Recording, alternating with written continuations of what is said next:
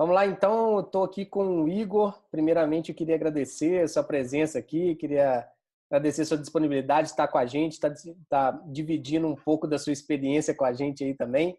Igor, meu xará, estudamos juntos aí na mesma faculdade, né? Aliás, em tempos diferentes, mas na Federal de São João del Rei. Igor, então, primeiro, queria que você se apresentasse aí, falar um pouco da sua experiência, da sua formação, para que o pessoal te conheça melhor aqui, por favor. Então, né, Igor, eu sou seu xará aí, como você já disse, né? Sou formado em Engenharia Elétrica na UFSJ, formei em dezembro de 2015, então sou um pouco novo aí no mercado. E como experiência, eu trabalhei 2 anos em siderurgia, né, numa siderurgia ali perto de Congonhas, e trabalhei na área de utilidades. Então, para mim, assim, acabou angariando um pouco mais de conhecimento justamente na parte de subestação e redes de transmissão de energia e também de distribuição. Depois de formado, eu trabalhei também na empresa do meu pai, um determinado período, e hoje em dia eu tenho minha própria empresa, que a gente atua na prestação de serviços de linha de transmissão e subestação de energia. Uhum.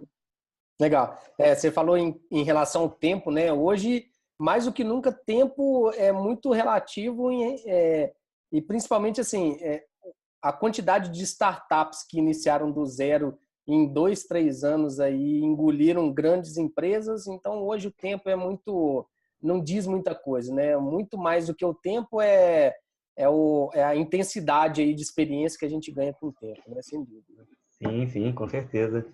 A gente tem um sério problema, assim, que principalmente eu vejo isso muito na questão da engenharia, que é aquele requisito básico da experiência que todo contratante te cobra e que nunca te dão a oportunidade, às vezes, de ter uma primeira chance. Então, o difícil realmente é achar uma primeira oportunidade para provar o seu valor, provar a sua capacidade, né? E acaba que a gente tem esse essa dificuldade justamente na hora que a gente forma e que é difícil da gente conseguir quebrar esse paradigma da experiência com o conhecimento que você adquiriu na universidade, né? É, é, Às vezes é difícil defender quando você tem poucos anos de experiência, é difícil defender essa ideia, mas eu vou falar com mais de 15 anos em manutenção, que para mim eu não vejo de forma alguma isso ser o fator preponderante. Aliás, também eu citei exemplo de startups, de empresas, mas vamos para a pessoa física, né? É a mesma coisa, a quantidade de gerentes que eu vi se formando e passando pessoas mais antigas, tudo. As pessoas mais antigas, muitas delas têm um nível de experiência muito grande, mas também estão enraizados muitos paradigmas ali que também é difícil de quebrar. Sim. É como também o exemplo da startup com empresas grandes. Por que as empresas grandes não conseguem, às vezes, com muito mais dinheiro, recurso, né? Porque às vezes tem uma cultura tão enraizada, tão dentro ali que não consegue sair daquilo, né? Mas assim, a prestação de serviço, para mim, sempre soou muito como um grande desafio, né? As empresas, os donos das empresas, assim. Como é que você lida com isso no dia a dia? Como é que é a sua empresa, enfim, quais são os desafios que você enfrenta aí? Então, como prestação de serviço, o que a gente tem muita dificuldade, às vezes, é de manter uma continuidade no faturamento, né? Muitas vezes a gente pega contratos longos que demandam uma equipe muito grande e do nada o contrato encerra. Então, às vezes você tem que reduzir o quadro de funcionário drasticamente. Aquele faturamento que você já tinha durante um determinado período de tempo, você já não vai ter mais. Então, você tem que dar uma cortada nos custos justamente para manter a sua empresa ativa até a próxima oportunidade, entendeu? Ou tentar manter um fluxo constante de fechamento de contrato para poder manter um fluxo de caixa contínuo, né? Desde que você consiga cumprir com seus custos fixos, né? E ainda manter o lucro da empresa para possibilitar investimentos e coisas do tipo. Uhum. Acredito que o contrário também seja um desafio, né? Às vezes você tem uma demanda súbita aí, de uma hora para outra você tem que buscar profissionais no mercado e tudo mais, que não vai estar na prateleira ali do supermercado que você vai Sim. pegar, né? Então, na verdade, até o que está ocorrendo com a gente é justamente isso. A gente tem uma equipe bem concisa, pequena, né? Que é um serviço muito específico que a gente presta e acaba que não acha. É uma das dificuldades que a gente, pessoalmente falando, a gente está tendo é encontrar profissional qualificado nesse tipo de atividade que a gente presta. Então, eu não consigo, às vezes, virar para o cliente e falar, eu não consigo te atender de imediato. Você vai ter que esperar 1 mês, 2 meses, às vezes encerrar um contrato ou 2 para poder juntar as equipes para poder prestar um serviço. Porque você não tem um profissional de imediato ali ou você não consegue fazer uma contratação rápida, Uhum. né? Então, a gente realmente está tendo esse tipo de problema e atualmente a demanda de serviço está começando a superar a demanda a mão de obra disponível para poder executar. Uhum. Você consegue formar profissionais hoje também? Como é que é isso? Porque é o que você falou, né? Você tem que ter pessoas capacitadas e quando se fala de elétrica, mais ainda, né? Tem todo a questão de segurança aí que tem que tomar um cuidado redobrado, né? Mas você consegue formar essa equipe também internamente? Como é que é isso? Então, hoje em dia a gente está tendo um pouco de dificuldade porque o tipo de serviço que a gente presta, que é no setor de linha viva, a formação do profissional não é uma formação rápida, é uma formação que demora mais ou menos 6 meses a 1 ano. Uhum, Então, hoje em dia, você não consegue mais achar com tanta facilidade um curso para poder investir num funcionário, entendeu? Gastar milhares de reais para formar um profissional e não tem ele de imediato. Então, o uhum, que a gente está fazendo hoje em dia é começando a pegar um pessoal que já trabalha com elétrica, que não trabalhava com linha viva, uhum, trazendo ele para trabalhar com um pessoal mais experiente e colocando o cara como auxiliar e formando aos poucos, sem uma formação específica do profissional de linha viva, mas um aprendizado mais na prática. Recentemente, a gente entrou em contato com o Sindicato da Indústria do Rio de Janeiro e mais algumas empresas particulares, e a gente está entrando num consórcio para poder fazer um centro de treinamento justamente focado em linha viva. Ainda está em fase de projeto, então não tem nada certo, mas é uma oportunidade mais real para a gente começar a fazer a formalização desse profissional, né? uhum. Que hoje em dia acha bastante para média tensão, mas em alta tensão você não tem esse tipo de profissional tão disponível no mercado. Uhum. A gente via isso, sofria com isso também, assim. Sempre indústria, parece que os eletricistas, não sei se a maioria, mas boa parte deles foge, né, dessa parte de alta tensão, né? Sim, não, é porque dá um pouco de medo mesmo, o profissional, às vezes ele tem um receio.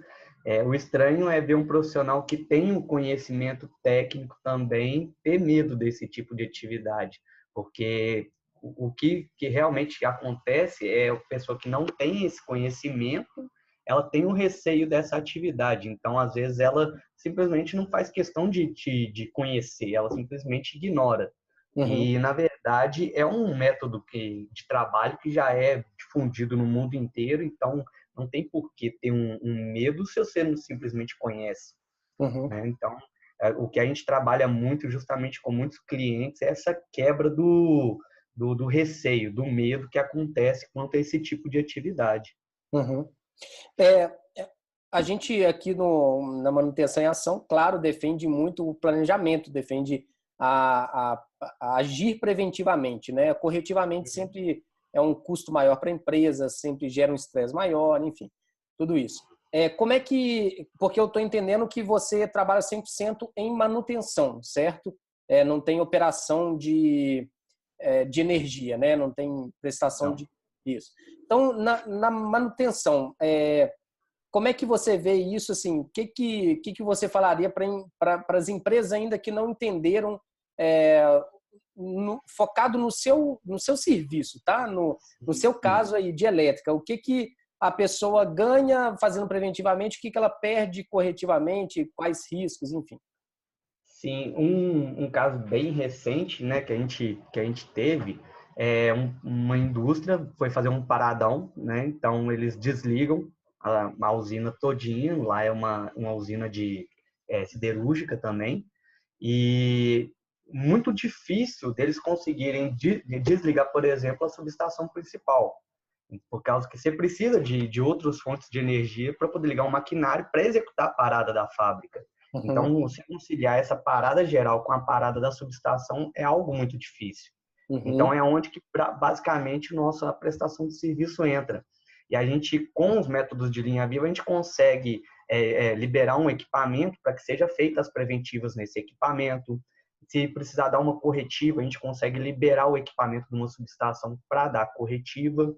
E Uhum. muitas vezes também até limpeza da subestação a gente consegue fazer sem desligar a subestação. A gente faz tudo completamente. O pessoal pode tocar a parada deles, a fábrica pode continuar operando em regime normal, que eles simplesmente não vão nem ver que está acontecendo a manutenção. Uhum. Então, muitas vezes, o que a gente trabalha muito com o pessoal é justamente a questão do backlog.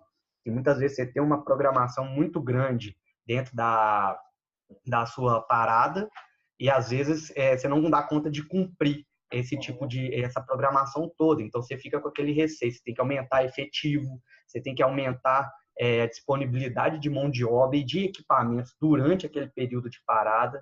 Também aumenta a condição de risco, porque são mais pessoas executando a atividade, então a questão da segurança também você tem que ter uma visão muito sistêmica ali das atividades que estão sendo realizadas para poder ter uma maior segurança também. Então, a gente trabalha muito levando para o cliente justamente essa questão, que a gente consegue diminuir a quantidade de atividades para um dia de parada, se o pessoal trabalhar em linha viva. Uhum. Então, a gente consegue gerar essa disponibilidade para o cliente e aí entra justamente a questão do custo. É um serviço de um custo mais elevado, justamente por ser um serviço mais complicado e mais especializado, entendeu? Então, o custo dele é mais alto, só que ele entra em contrapartida com a redução do custo que vai ter durante a parada, Sem dúvida. entendeu? Então, Na mais a grande maioria, disponibilidade. na grande maioria das vezes, o custo da parada é maior do que o custo do serviço, né? Sim, sim, e a disponibilidade do equipamento, que no caso da linha Viva, você tem 100% de disponibilidade. Você não É, para o seu eu, equipamento.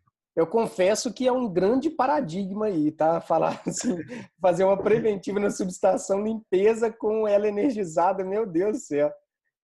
Cara, dá para fazer essa limpeza sim. São raros as atividades que você não consegue fazer com a linha viva. Na verdade, a linha viva ela está ali mais para gerar disponibilidade do equipamento. Uhum. Uma seccionadora, uma chave seccionadora, um disjuntor, um transformador que você tem que fazer alguma preventiva nele, o Uhum. equipamento em si ele está saindo de operação. Ele Claro. não vai estar mais no sistema, mas a gente utiliza de jumpers e de atividade em potencial para poder Uhum. justamente tirar aquele equipamento sem que o seu sistema perceba que ele está saindo de operação, né? Entendi. Show de bola, não é? Uma aula aqui. Ainda mais eu sou da mecânica, então sempre quando tem alguém da elétrica eu busco fazer várias perguntas aí para aprender mais um pouco.